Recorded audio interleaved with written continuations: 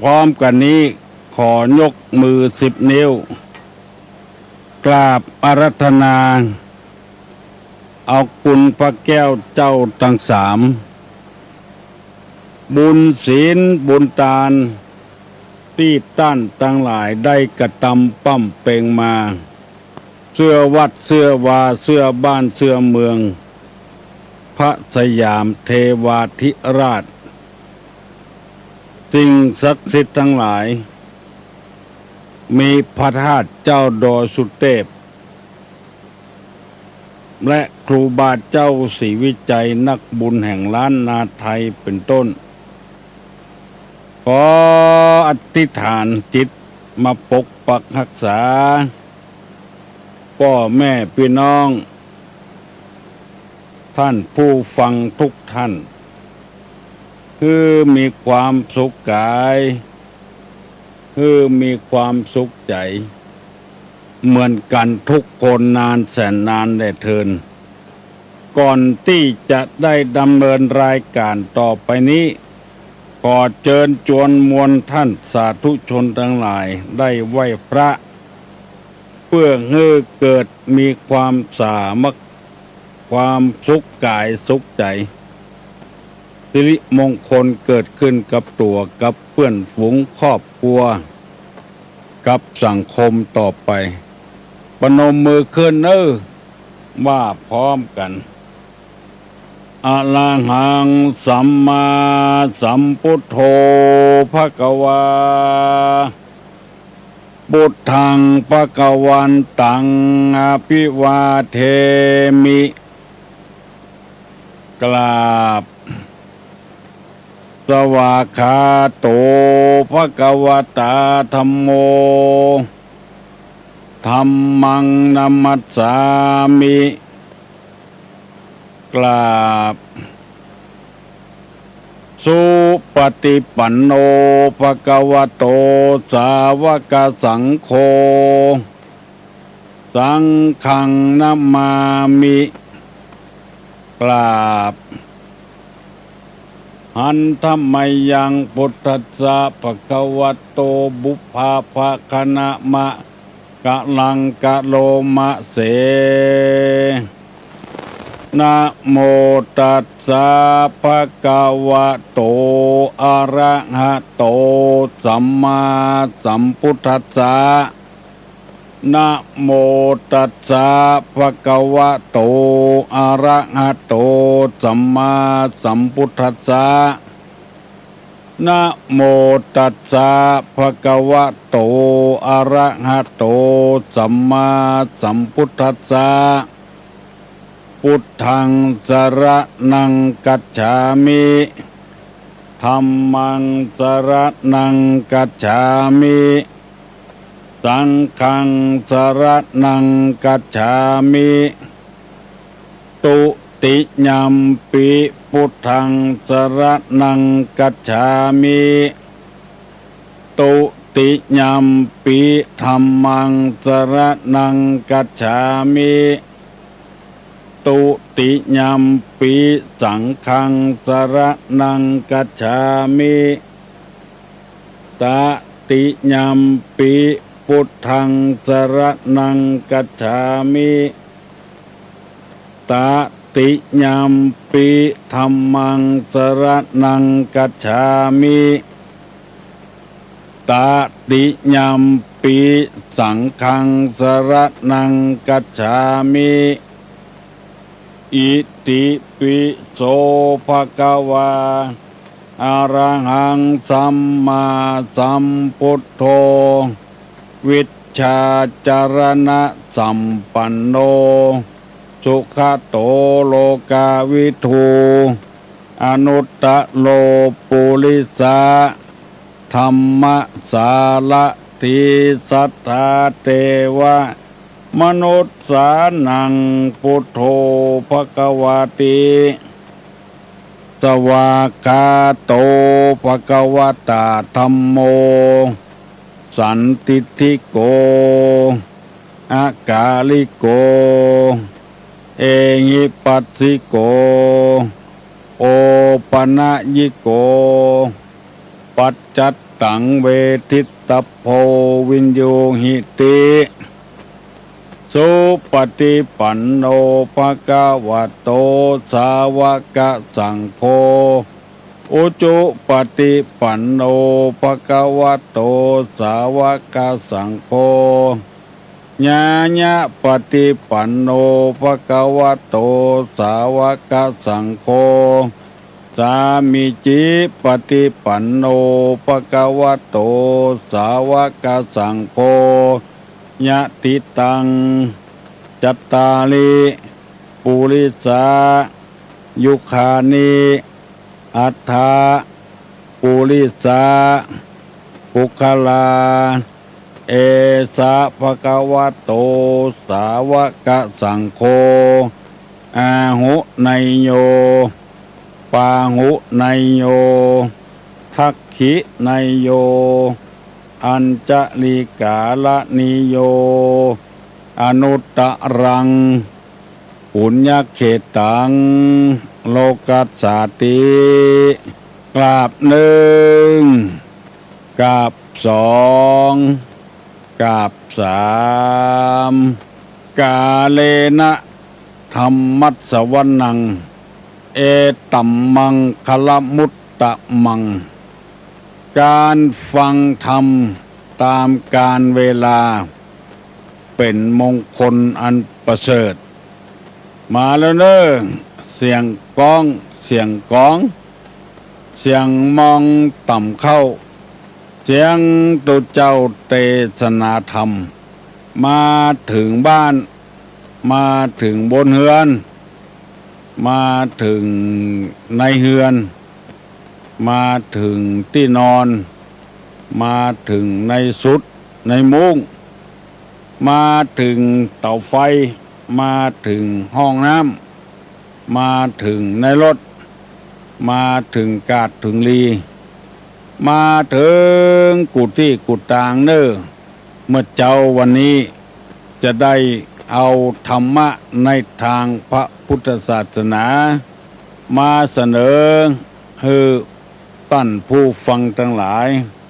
เมื่อนำมาเสนอแล้วก็มีผู้สนองผลที่จะได้รับคือความสุขบานหวานใจสถานีวิทยุกระจายเสียงพระพุทธศาสนา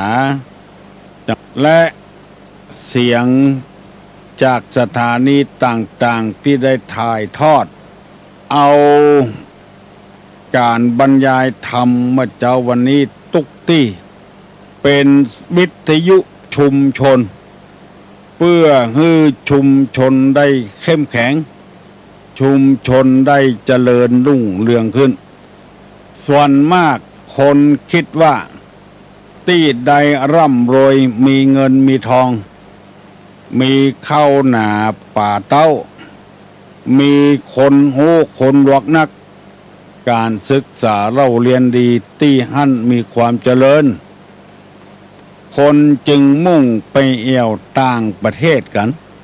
เพราะว่าบ้านเปิ้นเมืองเปิ้นเจริญแต่ในทางคติทางพุทธศาสนานั้นคำว่าเจริญนี้คือเจริญทางใจคนมีความสามัคคีพร้อมเพียงเอียงหน้ากันมีอันใดช่วยเหลือกันเอื้อเฟื้อเผื่อแผ่ซึ่งกัน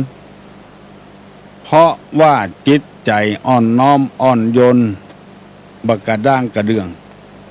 อันนี้เป็นคติทางพระศาสนาการที่คนโรยอยู่ที่ไหนนักๆยิ่งบ่มีความสามัคคีคนโหอยู่ที่ไหนนักๆยิ่งสำให้ประท้วงกันเดินขบวนกันเพราะความหูนักลำไป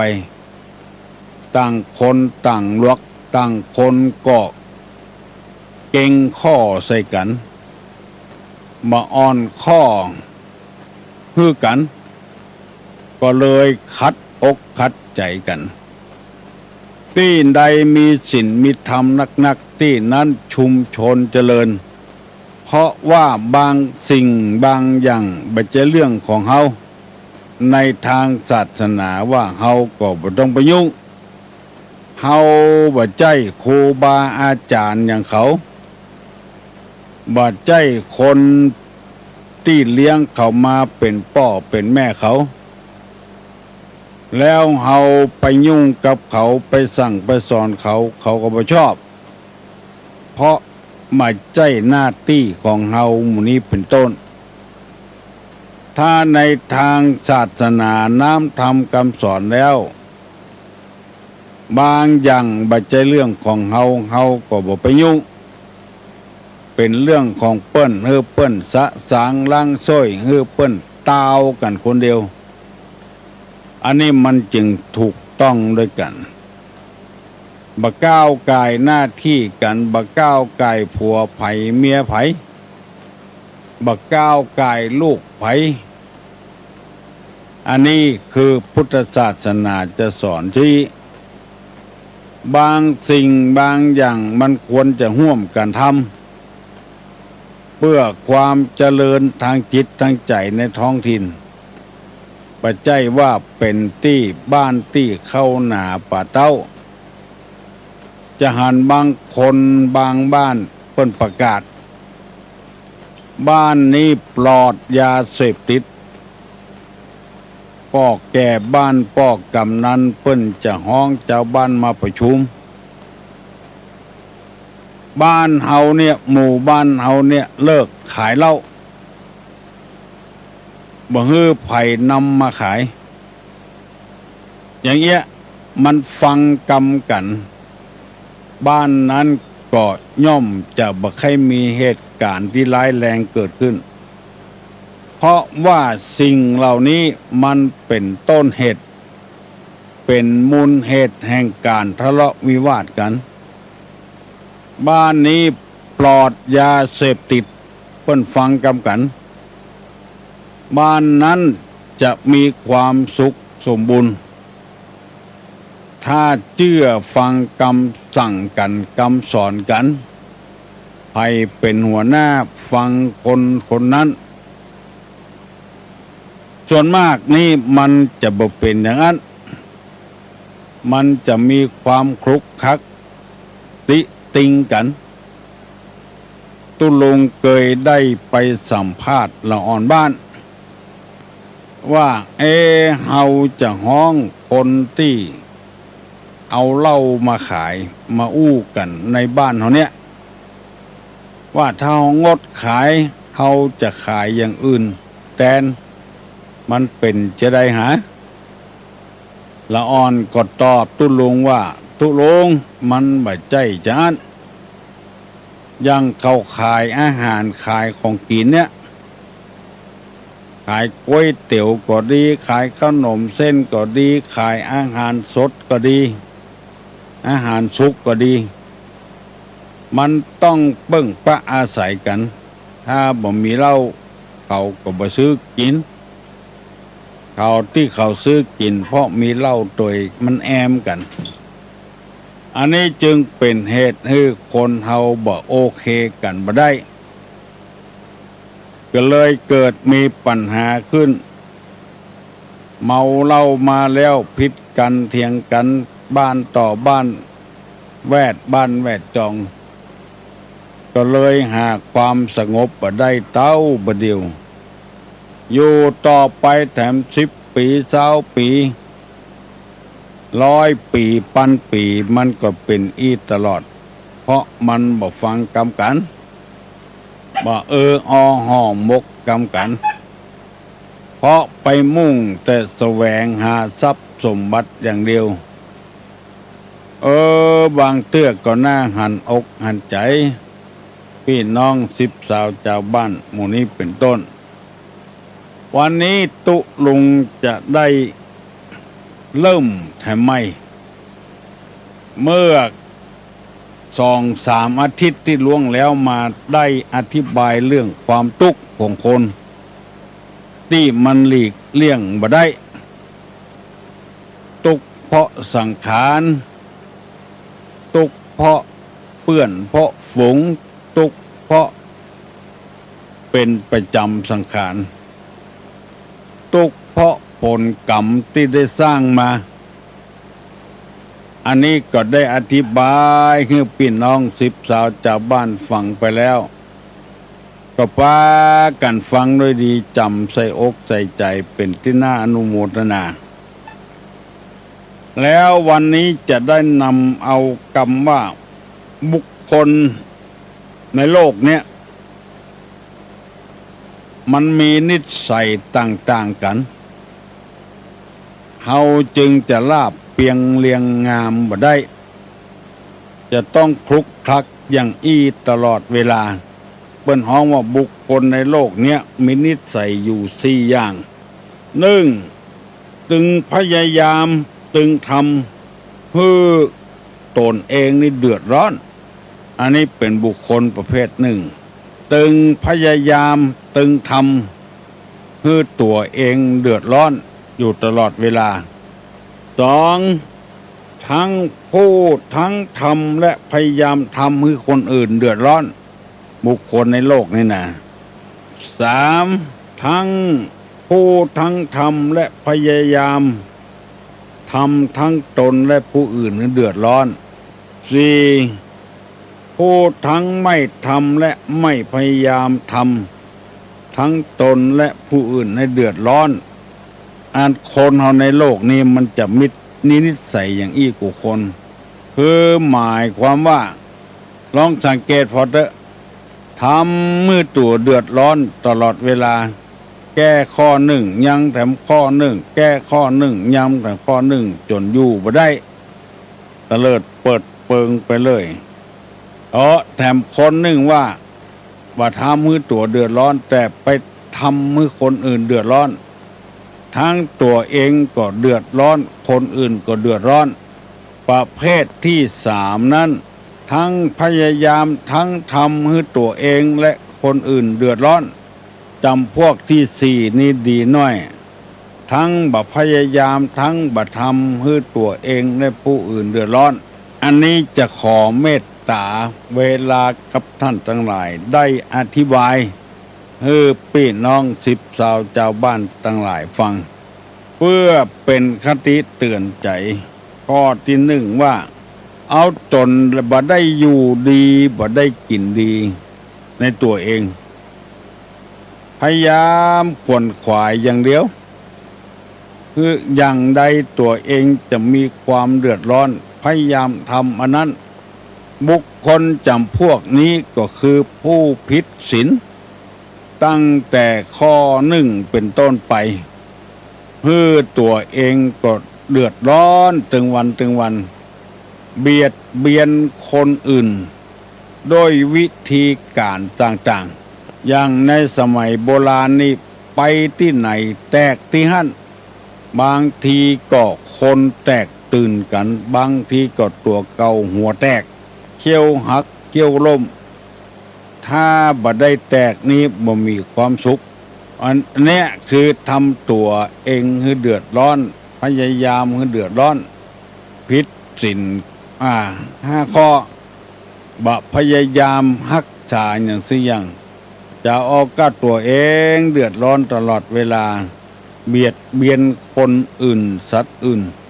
แม้กระทั่งชีวิตจีวาไปฆ่าไปแกง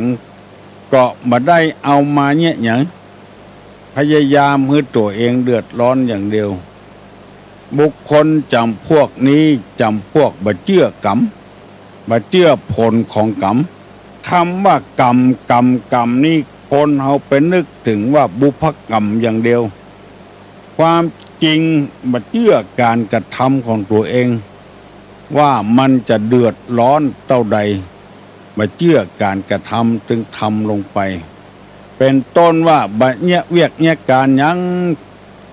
แต่ว่าไปลักไปจกเอาของเพิ่นอันเนี้ย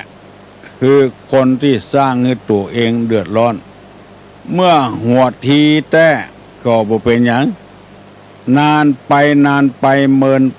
ไปตัวเองจะเดือดร้อนคนเดียวผู้ลงจะยกตัวอย่างง่ายๆให้ฟังสองคนชอบไปแอวด้วยกันเมื่อค่ำเมื่อคืนตะกอนนี่บัดชะตะกอนนะ เต้นตู้ลุงเป็ดละอ่อนนี่เปิ้นไปแอวหาสาวเปิ้นบ่ฮื้อเสียการเสียงานนะเปิ้นไปแอวหากันเมื่อคืนมอกพอหายพอดีกาสัก10 โมง 9 โมงกูก็เลิกกันละบ่ดึกบ่ดื่นบ่เสียการเสียงานตัวเมื่อวันนี้เปิ้นบ่ไปแอวเปิ้นไปแอวหากันเมื่อคืนมันบ่เสียการนอกบ่เสียการและยังได้การแถมอยู่ยังแม่ยิงเป็นนั่งท่าป้อจายไม่แอวหาจะเอาการมาทำตัวเป็นต้นว่าปั่นฝ้ายกาเอางานนั้นงานนี้มาทำตัวแล้วอู้ไปตัวป้อจายก็บวชเสียการเสียงานเพราะเวลาหัวค่ำนี่วันนี้การยังมาได้ละบ่มีไฟฟ้าเจือบ่เดียวนี้การวันค่ำคืนหุ่ง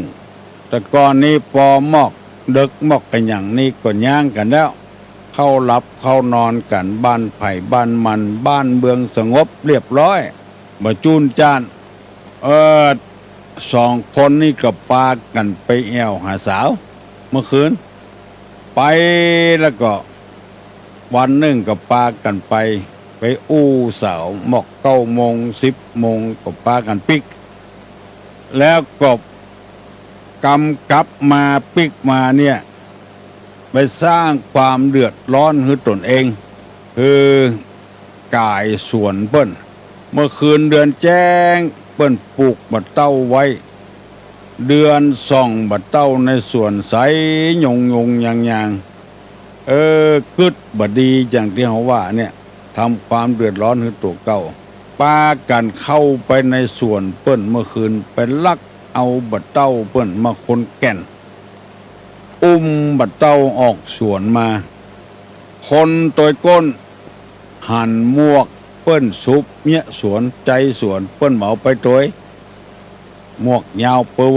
วอร์น่ะเอากันแดดกันฝนเมื่อวันมักง่ายไปเปียหมวกเปิ้นมาซุปตัวก้นเปื้อนออกมาตัวไปก่อนก็หันเป็นห่วงหมอตัวก้นบัดเต้าออกมาคนแก่นกันเลียวพ่อเปื้อนมันซุกหมวกมันโมโหมันนึกว่าเจ้าของสวนหัวแหละสร้างความเดือดร้อนในตัวเองหัวสวะบัดเต้าล่นในอย่างโมโหหมอซุกหมวกกับหัวเรื่องหันกู้มันล่นมาบอกนึกกันก็สวะบัดเต้าล่นด้วยกันใบแผ่วที่ไหนที่เบาเร็วพ่อก็ยังล่นโดยไม้อยู่ก็ล่นไปแถมจนโปอิดโปหิวเมื่อลุนปุ่นปลายก็เลยตั้งคนตั้งอิดก็เลยถามว่าคิงล่นอะไรยังก็คิงมหารกัดเจ๊กเจ้าของสวนซุกหมวกเพ้อถามไปถามมาไปใจอย่าหาอย่าอันเนี้ยเลยเดือดร้อนบัดเต้าเปิ้นยังบ่แก้เตื้อก็ไปดิดน้องเปิ้นเดือดร้อนละตัวเองก็เดือดร้อนล่นโปอิดโปหิวอันเนี้ยหาตุกใส่ตัวอันนี้เป็นบุคคลของเฮาในโลกเนี่ยหาเรื่องใส่ตัวตลอดเวลาหาความทุกข์ใส่ตัวตลอดเวลานอกจากนั้นก็มารักษาตัวผัวเปิ้นก็มีปกป้องอยู่งั้นแล้วไปลักเล่นเมียเปิ้นก็มีอยู่งั้นแล้วไปลักเล่นผัวเปิ้นอันนี้หาตุกใส่ตัวกรรมที่บัดดีบัดดีทวงก็เอามาทวงมาก็เลยเป็นเหตุที่กินแหนงแข้งใจก่อนหาตุกใส่ตัวเครื่องดองของเมาต่างๆเป็นเหล้ายาป่าปิ้งกินเข้าไปแล้วมันไปทำลายกระเพาะลำไส้ก็หาตุกใส่ตัวเพราะว่าใจคนเฮานี้มันไปยินดีกับมันยกย่องมันจนหน้าบวมหมอเหาะหมอแหะวันดีจะตายตามอายุไขก็เลยบั่นทอนอายุตัวเก่าวันดีบาดเจ็บบ่เป็นเตื้ออวัยวะในร่างกายเป็นปอดกาเป็นตับแข็งกาสารพัดอย่างโรคนั้นโรคนี้ก็ไปหาโรคภัยไข้เจ็บมาสู่ตัวสร้างความเดือดร้อนให้ตัวทั้งทำและทั้งพยายาม มันมีในโลกนี้มีอยู่ปะเลอะปะเตออยู่ว่าฮือก็บ่ได้โกรธฮือเกลียดฮือเจ็บใจว่าเลิงเข้าก็บ่ใครมาหากันละเพราะว่าในโลกนี้มันมีบุคคลจำพวกนี้อยู่ของบ่ควรทำก็ไปทำบ่ใช่หน้าที่ของตัวอย่าต้องทำเสาะหาเรื่องใส่ตัวตลอดเวลาโดนจับโดนยับโดนใส่คอกใส่ขังเท่าใดก็ถึงบ่ลาบกลัวเสียประวัติกากลัวเสียชื่อเสียเสียงกาบ่ลาบบ่เข็ดหยังถือว่าเป็นของม่วนของงานปุ้นตอนเฒ่าตอนแก่ปุ้นจะได้หูว่าปู่ป้านาอาพ่ออุ้ยแม่อุ้ยพ่อแม่ก็ตายไปหมดแล้วตัวจะไปเปิ้งปะอาศัยไผจะฮื้อมาเปิ้งปะอาศัยเพราะตัวบ่ฮักตัวเก่าทำลายแม้กระทั่งร่างกายตัวเก่ามันสมองตัวเก่าบ่มีรถขอพ่อขอแม่ซื้อฮื้อเล่าลมอย่างอันพ่อแม่ก็มีเมตตาลูกเอาไว้ไปโรงห้ำโรงเรียนเหมือนกับเปิ้นกับต้านบ้านใต้บ้านเหนือโอ้ขี่บวยเหียพ่อแม่เปิ้นเอิ้นน้อยจะไปขี่บวยเขาเจนก็ไข้บวยน่ะก็ซื้อมาขี่อีแถเหมาะหาเรื่องใส่ตัวบ่เมินแข้งเถิกตำตาซอกดำหน้าตำตาเถิกประตกประเสียงเสาะหาเรื่องใส่ตัวตลอดเวลาพยายามบ่ฮื้อตัวนี้งอกงามไพบุญเจริญรุ่งเรืองขึ้นอาหารบางอย่างบ่ควรจะดีเอามากินเพราะเหตุว่าจะเป็นพิษเป็นภัยกับร่างกาย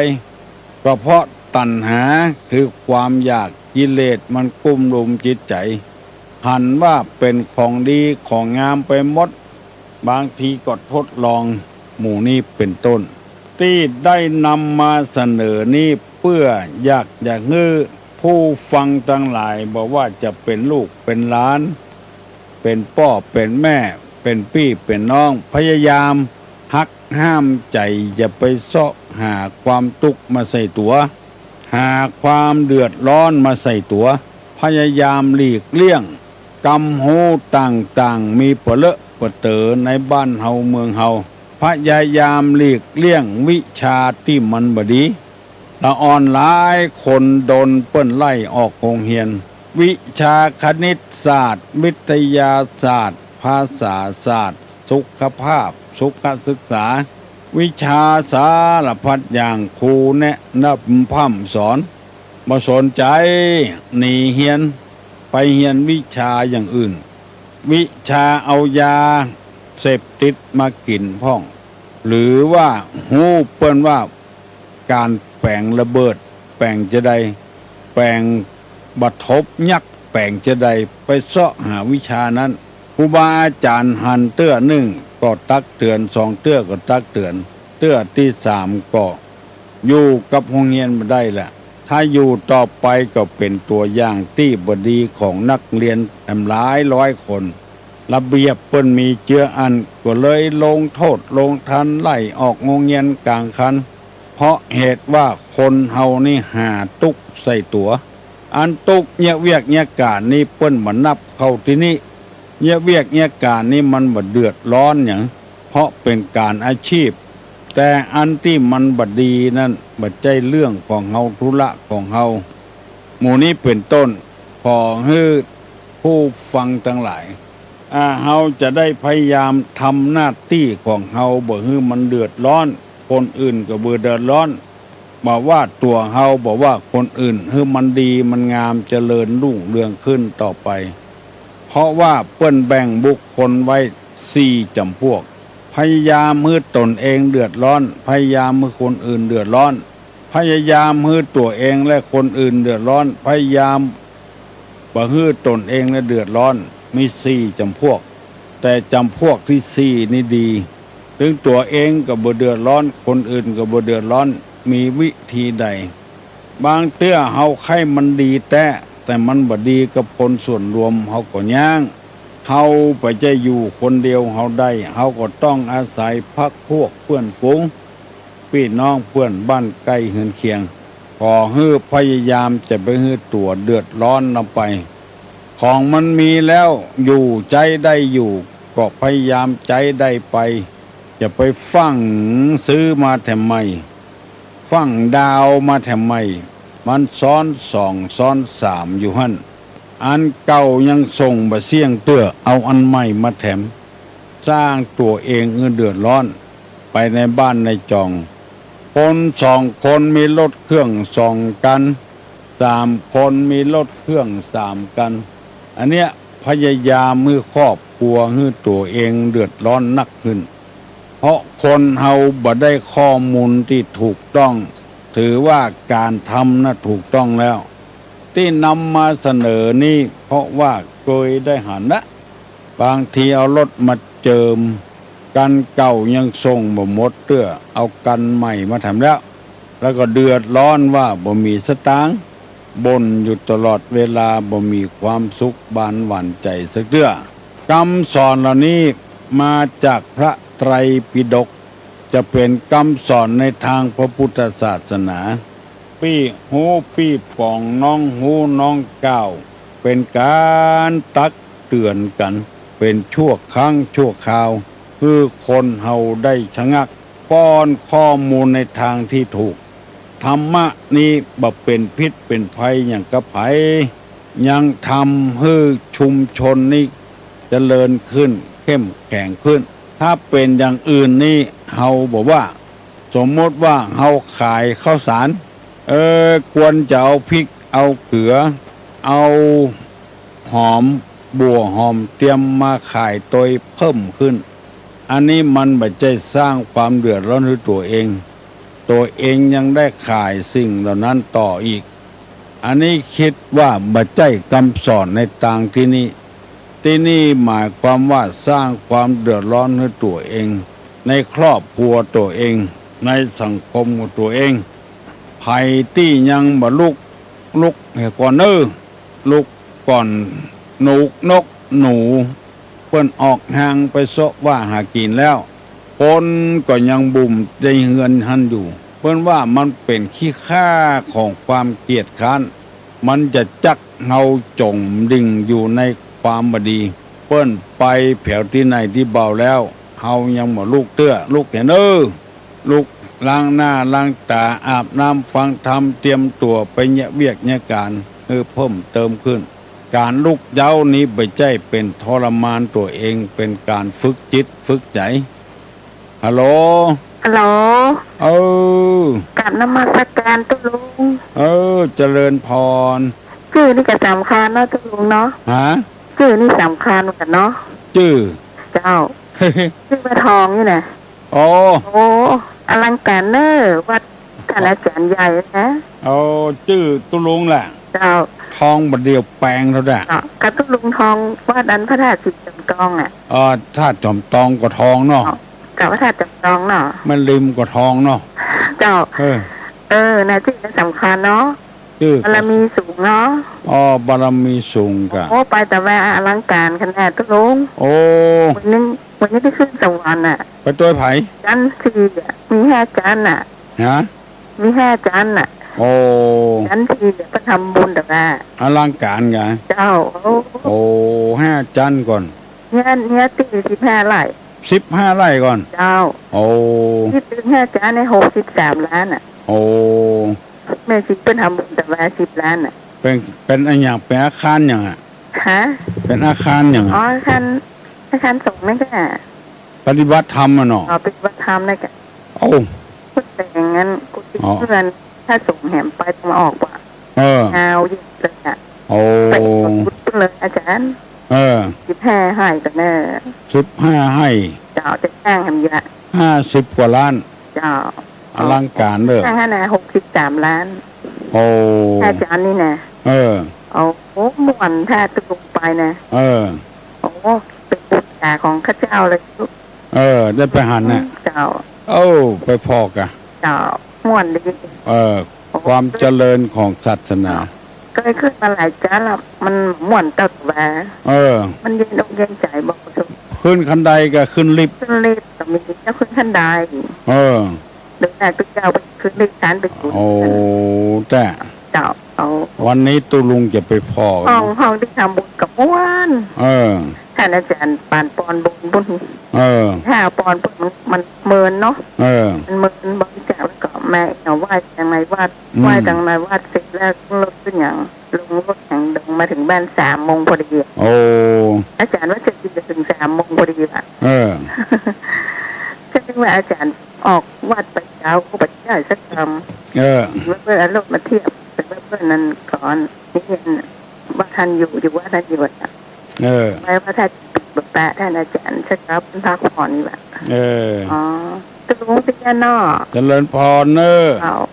ฮัลโหลนมัสการเจ้ามาจากกระปิเจ้าที่ไหนก็บ้านห้องเจ้าบ้านห้องบ้านล่องเจ้าบ้านล่องเจ้าที่พระยาตุลุงหนองเตาอ่ะเจ้าแต่ว่าเปื่อนเจ้ามันลุงเสียบมาจนไปเดียวหาตุลุงแต่วันนั้นน่ะที่มันเอาแบนไปถวายตุลุงมันน่ะคุณบอกว่าเขาเจ้าคณะวัดเจ็ดลิ้นก็มาอีกหรออันแล้วมันก็ว่าแล้วเจ้าก็ถามว่าตุลุงท้องของไปจ้าอยู่เนาะอันบอกว่าประหารเหรอโอ้เจ้าลืมไปเป็นวันนี้เป็นไปฟอกเลือดเลยเนาะแม่นน่ะแล้วก็จะมาหรือเดี๋ยวเราโทรไปถามไปรอแล้วตอนอย่างนี้ถึงวันที่21เนี่ยจ้าดู21บุญก่อนสมเด็จกรุงเทพจะขึ้นมาเป็นจะมาได้เจ้าคณะภาคมันที่21นะกะหาวันที่21เจ้าของก็จะไปแต่ไปวันนะมนเอาพุทธแต่คิดว่า5 จันทร์ก่อนเจ้านมัสการนะเจ้าบ้านร้องเนาะเจ้าบ้านร้องหนองเตาจังหวัดลำพูนบ่งชัดว่าพระพุทธศาสนานี้เจริญรุ่งเรืองขึ้นฮัลโหลไหว้สาปารมีคนที่มีโลกธรรมเกิดขึ้นมักถือยกถือจับไปเข้าหากับเขาล่ำได้วันได้รับแต่งตั้งอย่างนี้ก็พบกันดีพอได้รับแต่งตั้งไรเอาข้อผมใครอู้กับไปโลกธรรมนี่มันมีกี่อย่างเขาจะใจยังมักแก้ขอไหว้สาครับยินดีเนอะแต่ว่าไม่ออกโทรมาว่าอีลุงที่ถามปัญหาดีๆมันยังไปบวชเหรอเก่งแต่เก่งว่าแต่เปิ้นถามมาว่าคนที่มียศถาบรรดาศักดิ์แอคท่าจะเอาทำอย่างมาแก้วะฮัลโหลนมัสการเจ้าจังจะก้อยว่านมัสการเจ้าได้ยินละอันนี้โทรมาจากไม่วางนะเจ้าไม่วางปุ้นแหละเจ้าอันบรรพูว่าเจ้าค่อยไปที่วัดที่บ้านสีวังคารนั่นนะอันถ้าเอาลูกอันไม่วางนี่ไปขึ้นรถบ้านกาดนี่เนาะแล้วจะไปลงที่ไหนเจ้ารถประจำทางรถส่วนตัวก็ว่ารถประจำทางรถประจำทางเจ้าไปรถสันซ้ายรถเมโจ้แล้วคิวแล้วก็มีที่ไหนเจ้าคิวเมโจ้นี่อยู่ไหนบ่ฮู้เน้อตุลุงซ้ำบ่ได้เคยหมู่นี้น่ะเมินละสมมติว่าถ้าเราไปรถส่วนตัวนี่ไปจังใดอ่ะเจ้าไปตังสันซ้ายก็ได้ไปตังแม่โจ้ก็ได้อันลูกที่แม่โจ้ท่านไปไก่ก็เจ้าลูกแม่โจ้ในล่องไปแถมไปสีวังทานนี่มันจะกดหันกว่านี้ประมาณบ่เกิน5 กิโลไก่เหมือนกันบ่เกินมาไกลถ้ามีรถนะเจ้าเพิ่นก็อยู่ใกล้ถนนใหญ่แน่เนาะบ่ใกล้อยู่ในป่าพุ่นในป่าเข้าในป่าพุ่นเพราะบ้านคนนักเป็นให้เป็นสวนเป็นรีสอร์ทบ่กลัวจังซี่ยังเจ้ามันจะข้ามคลองไปแถมคลองชนประทานข้ามไปแถมไปทางในผู้แถมน้อยบ่ไกลเพิ่นถึงปักธงไว้ไปหนทางสันซ้ายเส้นเก่านะที่จะพดออกแม่โจ้หันก็ได้ไปลงที่3 แยกแม่โจ้เข้าทางขวามือล่องไปแถมก็ได้ถึง2 ทางเนอะใครไปกันนักเนอะไปชมบารมีของเปิ้น คนมั่งพออยู่พอกินนี่เปิ้นบะเอาไว้เป็นโซนตัวเอาไว้เพื่อพระพุทธศาสนาตู้ลงเคยไปหาละการเทศโดยกระเจ้าฮะที่เปิ้นเทศโดยกระเจ้าเปิ้นจะเทศโดยกะ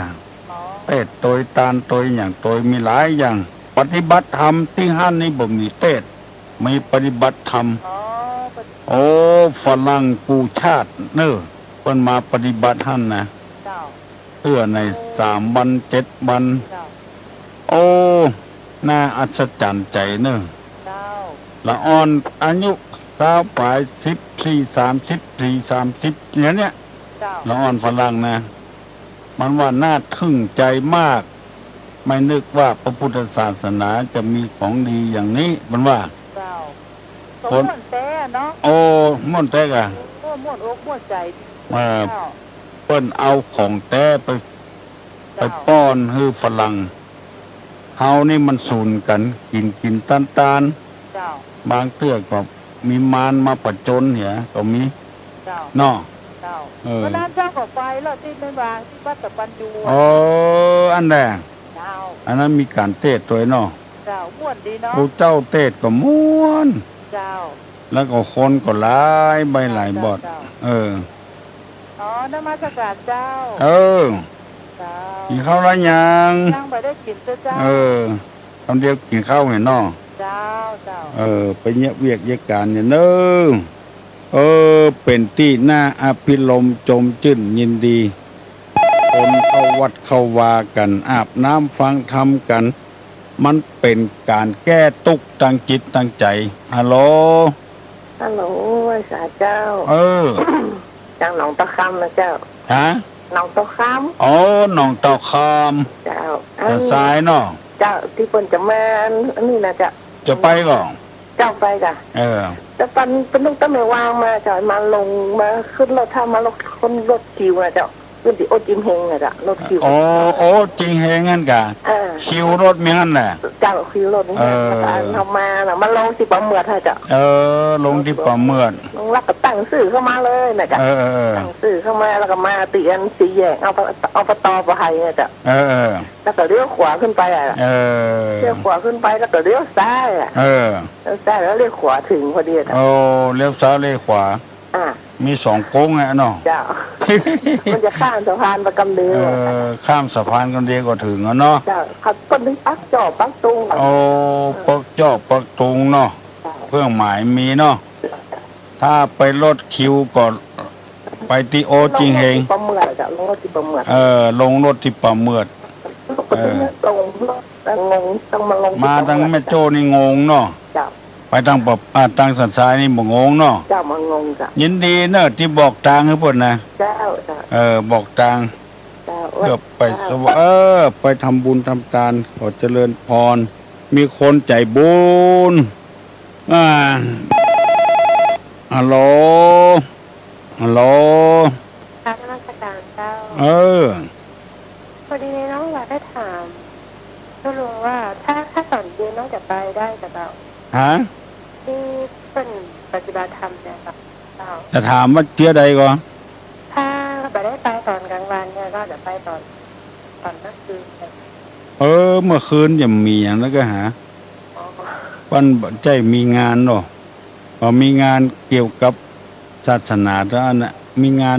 เป็นมีเมื่อวันน่ะกะเมื่อคืนจะมีงานลื่นเริงอย่างสักอย่างเรียกว่าเป็นปฏิบัติธรรมเนี่ยถ้าจะบัดได้ก็หาถ้าจะบัดได้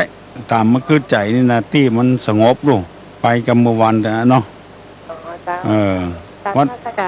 ไปเมื่อใดก็ได้เนอะไปวันพุธก็ได้วันพุธสมดีเจริญพรฮัลโหลไว้สาครับผม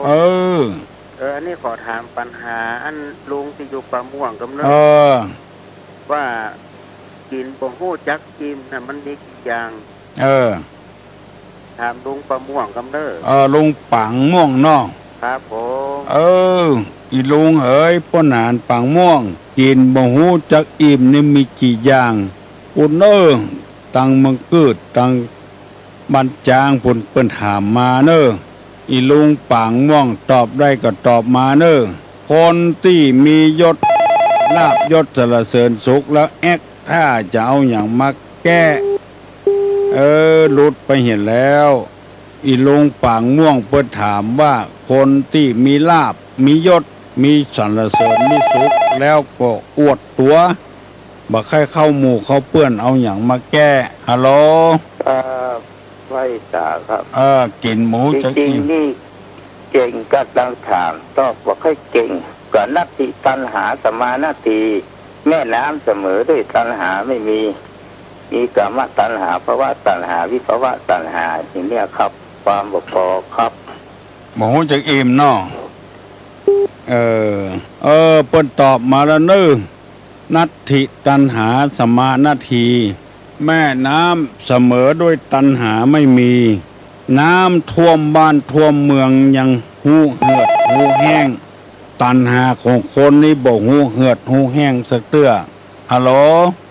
เจ้าไอ้สาเจ้าตัวลุงเจ้าออกปัญหาลุงฝางห่วงตะกี้กดไม่ได้ก็ไม่ได้สักเตื้อได้ที่ทำอาคติสี่เจ้า